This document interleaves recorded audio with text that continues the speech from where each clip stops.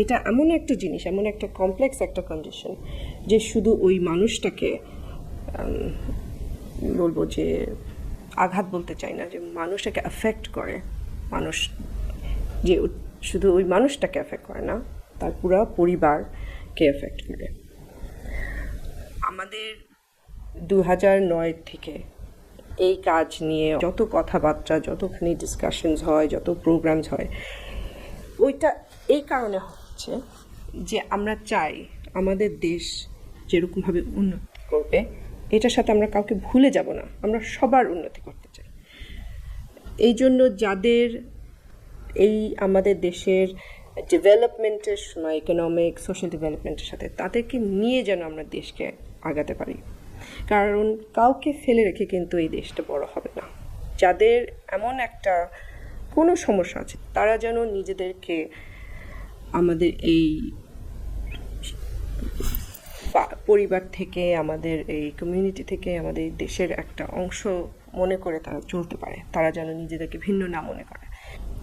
কারণ যাদেরই আছে, যারাই জানেন, আপনাদের আত্মীয় স্বজন আছে, আপনাদের বন্ধু বান্ধব আছেন, জানেন যে যখনই পরিবারের মধ্যে একজনের কোনোভাবে সমস্যা থাকে, তাকে নিয়ে চলাফেরা করা অনেক কঠিন, খুব সহজ একটা ব্যাপার না।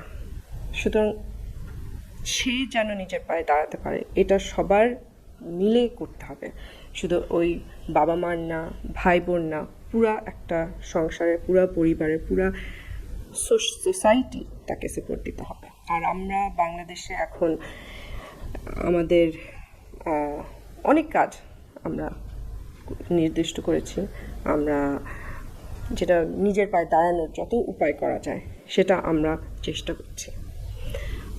ইতিমধ্যে আপনাদের অনেক কিছু শুনেন, অনেক প্রোগ্রাম হয়, অনেক ইভেন্টস হয়। আমি খুব দুঃখিত যে আমি আপনাদের মাঝে কোনো সময় আসতে পারি না। আমাকে সবসময় জাতিসংঘে পাঠানো হয় প্রোগ্রাম করার জন্য, এটা নিয়ে বলার জন্য। এটার উদ্দেশ্য দুটি, যে কোনো দেশ কিন্তু একা একটা এই সমস্যাকে সমাধান করতে পারবে না। আমাদের যেমন দেশে সব মিলে আমরা করছি, এবং বিশ্বেও অনেক দেশগুলো মিলে এই সমস্যাটাকে সমাধান করার চেষ্টা করছি। এক এক দেশে এক একটা জিনিস আছে করার। আমাদের দেশে আমরা একটা নতুন পদ্ধতি করেছি। আমাদের দেশে যেরকম আমরা এখন একটা ন্যাশনাল স্টিয়ারিং কমিটিতে আমরা 14টা মন্ত্রণালয় মিলে কাজ করছি, কারণ এটা শুধু স্বাস্থ্যের ব্যাপার না, শুধু শিক্ষার ব্যাপার না, সমাজ কল্যাণের ব্যাপার না, এটা অনেক কিছু ব্যাপার।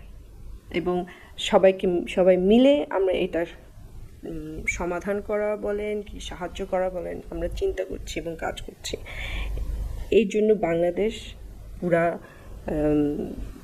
দুনিয়া জুড়ে একটা লিডারশিপ রোল দিয়েছে, এবং যার জন্য জাতিসংঘে আমাদেরকে ডাকা হয়, আমাদের বলার কথা বলতে, আমাকেও ডাকে বলতে যে আমরা কি করছি বাংলাদেশে, আমরা কোন জিনিসটা করছি যেটা ভিন্ন, যেটা মানুষের সাহায্য হচ্ছে।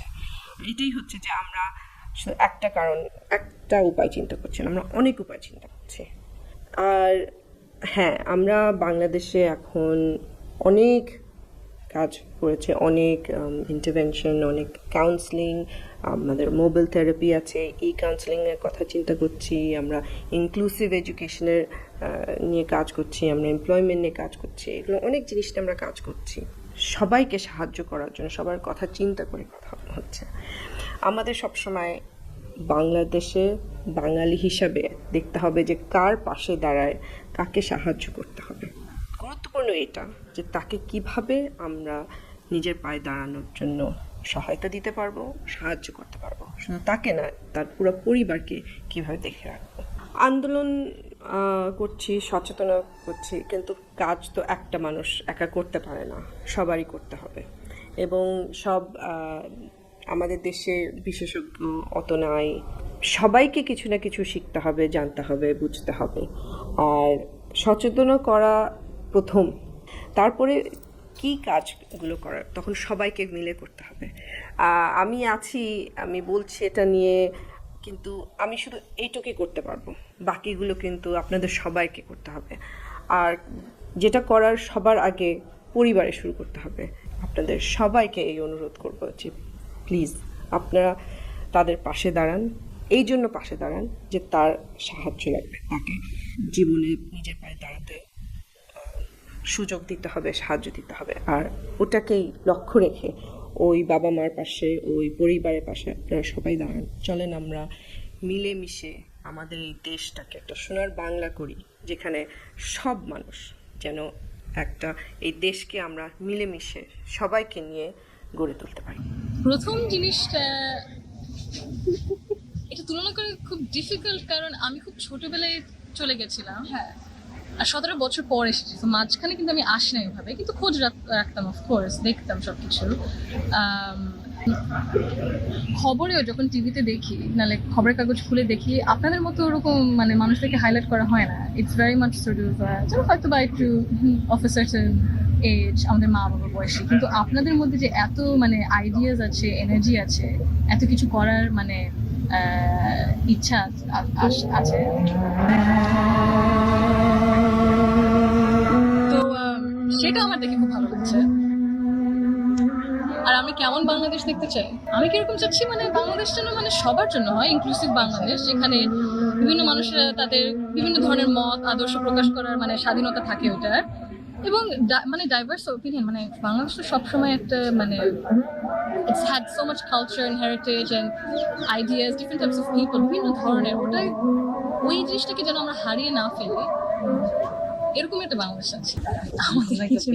না, আমি তো আপনাদের কাছ থেকে জানতে চাই। তো ইটস ইম্পর্টেন্ট যে আপনাদের পার্সপেক্টিভ থেকে, আপনাদের লার্নিং সাজেশন থেকে আমরা সবাই শিখবো।